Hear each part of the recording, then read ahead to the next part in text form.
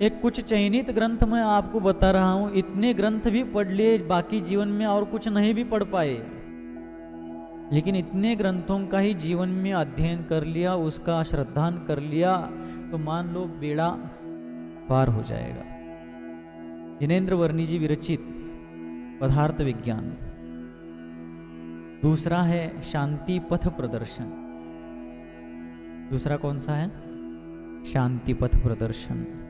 तीसरा है कर्म सिद्धांत। चौथा है कर्म रहस्य। और पांचवा सारे द्वादशांग का अमृत जिस ग्रंथ रूपी कलश में भर रखा है वह ग्रंथराज है नए दर्पण, जिनेंद्र वर्णी जी द्वारा विरचित। पढ़ते समय ऐसा लगता है कि आज मेरा जीवन निहाल हो गया, आज मेरा जीवन कृतकृत्य हो गया, आज जीवन सफल हो गया, जीना सार्थक हो गया। ऐसे भाव उत्पन्न होते हैं उस ग्रंथ को पढ़ते समय। वैचारिक दृष्टिकोण उदात्त और विशाल बनने लगता है।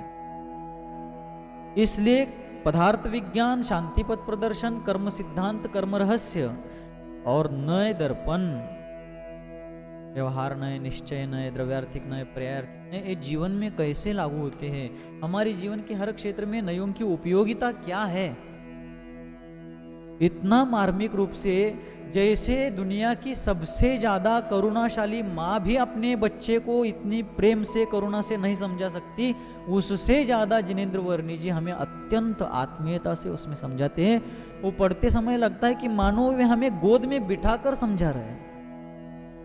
एक महान व्यक्तित्व, 20वीं शताब्दी का एक चमत्कार थे जिनेंद्र वर्णी जी। और इन सभी ग्रंथों में कर्म सिद्धांत और कर्म रहस्य में शायद होगा नहीं होगा इतना ध्यान में नहीं आ रहा है, लेकिन बाकी तीनों ग्रंथों के शुरुआत में उन्होंने जो जैनेन्द्र सिद्धांत कोश की रचना करी है, कैसी परिस्थिति में करी है, इतना भी पढ़ेंगे तो आप चकित हो जाएंगे, इतना कष्ट किया है। हाँ, पूरे ग्रंथ अब पानीपत में वगैरह उसकी प्रकाशन संस्था है हरियाणा में, और नहीं हो, अगर नहीं उपलब्ध हो भी पाए तो सुना है कि वो इंटरनेट पर भी उपलब्ध हो जाते हैं। शास्त्रों को ऐसे देखा जाए तो उच्चासन पर सामने रख करके ही पढ़ना चाहिए, नेट पर पढ़ना उचित नहीं है, लेकिन उपलब्ध हो ही नहीं रहे तो उसके लाभ से वंचित रहने के बजाय जिनवानी माता से क्षमा मांगना। और मैं आपको इस प्रकार पढ़ रही हूँ, लेकिन मेरा अभिनय करने का भाव नहीं है, आप ही उपलब्ध नहीं हो रहे तो मैं क्या करूँ, उनसे ही पूछना और फिर पढ़ लेना नेट से। इंटरनेट पर भी ये सारे ग्रंथ उपलब्ध हो जाते हैं, वर्णी जी के 5 ग्रंथ, और बाकी अन्य सारे ग्रंथों में एक तत्वार्थ सूत्र पढ़ लिया जाए,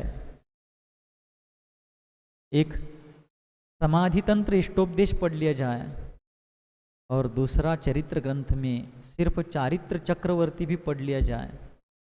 वर्णी जी के 5 ग्रंथ और बाकी सारे जितने उपलब्ध होते हैं पूर्वाचार्य प्रणीत और प्रामाणिक विद्वानों के द्वारा रचित ग्रंथ जितने पढ़े कम हैं, लेकिन कम से कम इतने ग्रंथ तो जीवन में अवश्य पढ़ने चाहिए। जीवन जिसका उपादान जागृत है उसका जीवन निहाल हो जाएगा, निहाल हो जाएगा, चाहे वर्तमान में कितना ही बेहाल हो, निहाल हो जाएगा। सचमुच मैं गीता की कसम से बोल रहा हूँ कोर्ट में कहते हैं कि ना गीता कसम, मतलब अनुभव पूर्वक बोल रहा हूं, इस अपेक्षा से कहने का तात्पर्य है, कहने का अभिप्राय है कि उनको पढ़ने से क्या आनंद आता है, जिस शांति की उपलब्धि होती है, जिस प्रकार परिणामों में एक आह्लाद आता है, उसका अनुभव बता रहा हूं। गीता की कसम कहने का अभिप्राय है कि अनुभव बता रहा हूं। तो वर्णी जी ने कर्म रहस्य ग्रंथ में एक उदाहरण दिया कि व्यक्ति के विचार कैसे भटकते हैं, अनियंत्रित विचार किस प्रकार भटकते हैं, उसका उन्होंने बहुत सुंदर वर्णन किया है। उसमें उन्होंने कहा कि हम शांति से एक कमरे में एक व्यक्ति अपने घर में विचार करते, कुछ सोचते बैठे थे, उनका चित्त अत्यंत शांत था, कुछ चिंतन कर रहे थे, और निस्तरंग, निशब्द, नीरव वातावरण था, कोई आवाज कोलाहल नहीं था। इतने में उनका दरवाजा खटखटाया गया। तो पहले तो उन्होंने दरवाजे की तरफ ध्यान नहीं दिया, बार बार खटखटाने पर वो जाते हैं, दरवाज़ा खोलते हैं, देखते कि बाहर एक भिखारी खड़ा है। तो जिनेंद्र वर्णी जी कहते ये दृष्टांत देने के बाद अंत में सारा दृष्टांत देकर कहते कि कैसे कैसे विकल्प माला उत्पन्न होती है। तो जब वह व्यक्ति भिखारी को देखते हैं तो उनके मन में विकल्प उत्पन्न होता है कि पहले तो इसको मैं भगा ही दूं, तो लौटा दूं, लेकिन बाद में करुणा दयावश उन्होंने उसको कुछ 1-2 सिक्के दे दिए, वो चला गया। तब वे व्यक्ति आकर अपने स्थान पर फिर से बैठते हैं और फिर उनके मन में एक संकल्प उत्पन्न होता है, क्या कि भारत में ये भिखारियों की जो परंपरा है, ये रीति है, ये अच्छी नहीं है। इसको कहते संकल्प। संकल्प और विकल्प 2 चीजें हैं। जो विकल्पों के केंद्र में होता है उसको संकल्प कहते हैं, और केंद्र को घेरते हुए अनेक जो विचार आगे आगे उसी के अनुरूप उत्पन्न होते जाते हैं उसको क्या कहते हैं? विकल्प कहते हैं। इस प्रकार ये संकल्प और विकल्प का स्वरूप है। तो उनके मन में विचार आए कि भारत में भिखारियों की जो परिपाटी है उचित नहीं है, ये ठीक नहीं है। ये केंद्र में यानी प्रप्रथम उत्पन्न हुआ विचार है। और फिर उसके बाद उनका अगला पहला विकल्प उत्पन्न होता है कि भिखारियों की परंपरा कहाँ से शुरू हुई। इसको घेरते हुए अगला विकल्प उत्पन्न होता है कि भारत पहले से सोने की चिड़िया था, लेकिन विदेशियों ने इसको लूट लूट करके दशा बनाई। ये दूसरा विकल्प। तीसरा विकल्प, भारत पर सबसे पहले आक्रमण किसने किया? तो उसका उत्तर आता है भारत पर सबसे पहला विदेशी आक्रमण सिकंदर और उसका सेनापति सेल्यूकस के द्वारा होता है। फिर उसको घेरते हुए अगला विकल्प आता है कि इसके बाद किसने भारत को लूटा। तो उसमें बाबर आता है, अलाउद्दीन खिलजी आता है, जहांगीर आता है, अकबर आता है, सलीम आता है, औरंगजेब आता है। ये सब आते आते फिर और कौन कौन आए? इस विकल्प का उत्तर आता है अंग्रेज आए, पुर्तगाल से आए थे, फिरंगी आए थे, इनने भी लूटा। ईरानी लोगों ने, अफगानों ने भी लूटा। और फिर भारत तबाही के कगार पर कैसे पहुंचा?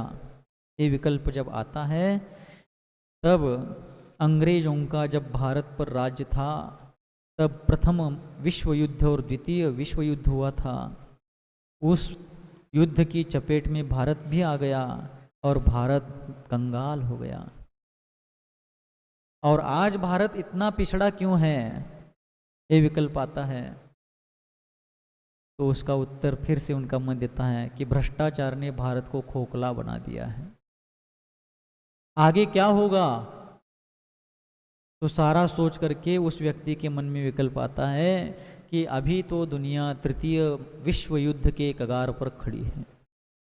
देखो, एक व्यक्ति जो शांत चित्त से विचार करते बैठा था, एक भिखारी आया तो भिखारी भारत में कब से है, ये ठीक नहीं है, भिखारी पने की परिस्थिति क्यों आई, इस विचार से लेकर के वो तृतीय विश्व युद्ध की विभीषिका, वो विश्व युद्ध अभी संभव नहीं है, वर्तमान में तो हाल फिलहाल में तो संभव नहीं है, लेकिन ऐसा होते हुए भी वो तृतीय विश्व युद्ध की विभीषिका अपने काल्पनिक चित्रण में देख रहा है। अब उस व्यक्ति के ज्ञान में आकुलाहट उत्पन्न हुई है।